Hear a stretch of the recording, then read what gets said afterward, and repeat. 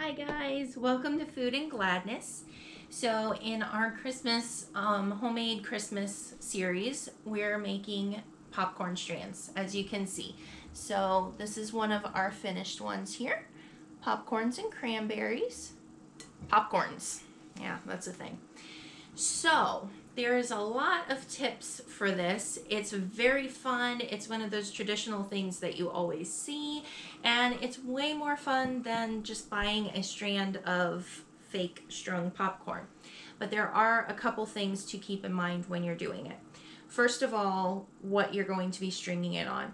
So I just have a regular needle here that I have threaded with dental floss.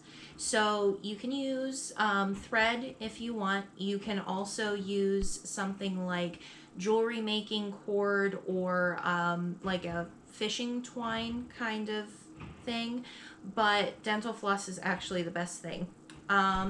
Next tip, the popcorn itself. If you have an air popper, that would be the ideal situation because the least amount of oil, grease that you have on it, the better. So by no means pop a bag of popcorn and string that.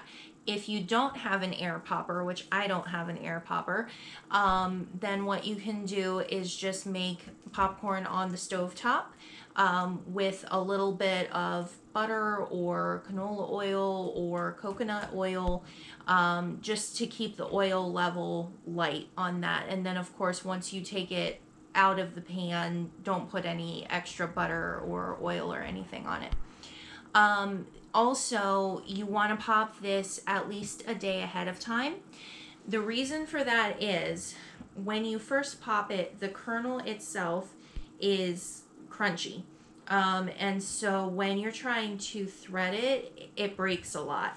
I did this last year when I was trying this for the first time, and it, like, almost all of my popcorn kernels shattered. When I left the bowl out and tried it the next day, they went on like butter.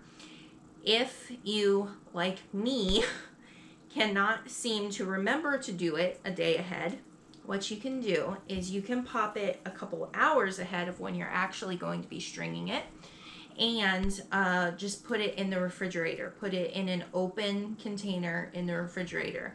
The reason for this is when you put something crunchy and crispy in the refrigerator, it kind of absorbs some moisture and it doesn't get as crispy and crunchy.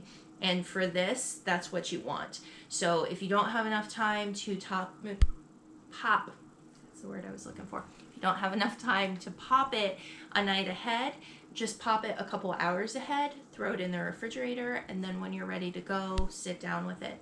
Now, I like to do this when I've got like a good Christmas movie on because honestly it's just really easy and it's kind of like a stress reliever. So you're kind of sewing, you just are sewing popcorn kernels. Also, be very careful, of course, because of the needles. Now, there are specific popcorn kernels that are a little easier to thread than others. I'm trying to find a couple examples for you. And you know, you're just gonna get a mixed bag here because you can't perfectly define what shape popcorn kernel you're gonna get. This guy is perfect. He looks like a little octopus or something, or a little fluffy cloud. So for him, I'm just gonna go straight up through his little octopus, whatever that is, and out through his head, and that's perfect. Like, that's your ideal popcorn kernel. A less ideal popcorn kernel be something like this guy. He doesn't have a lot of surface area for my needle to go through, so even if I put him on here, it's not going to be at a very good point. Like, see, like that. That's pretty easily going to break and fall off. But part of the reason we're doing homemade Christmas ornaments is they're not perfect. Like, it's homemade, it's rustic, it's not going to be perfect. So don't be a perfectionist here. and I'm a perfectionist, and I know you want to be a perfectionist, just don't do it. Just embrace it. It's Christmas. Have some cocoa. Calm down. And then inspirational talks by Maddie. Cranberries. So a couple tips on cranberries. This guy is a bad cranberry because he's mushy. You don't want to use the mushy cranberries. And every bag is going to have a little bit of the good ones and a little bit of the bad ones. It's just the way it is. What you're looking for when you pick a bag of cranberries, and yes, we are using real fresh cranberries, they're going to be very lightweight. They're not going to be very heavy per berry. And they're going to be pretty hard as far as how it feels. Like it's not going to have any give if you give it a little squish. And then once you put it on your needle, you're going to use the middle of it because it's got a defined middle point. And you're just going to try to get it as straight through as possible. I never get it straight through. Again, we're not looking for perfection here. And then that's it. So you just put your cranberries wherever you want them. I like to do, like this is a good example here. I like to do a few popcorn kernels and then one. You can do all cranberries. You can do all popcorn. It's totally up to you. Size of the strand. So there's two different ways to do it. My way is to do a short strand. Just about as much of my floss as I can pull off on one strand. Tiffany has been working on one strand for about 45 minutes. And what she does is she'll get it down so far and then pull out more of the floss and very gently just kind of guide everything down the floss further.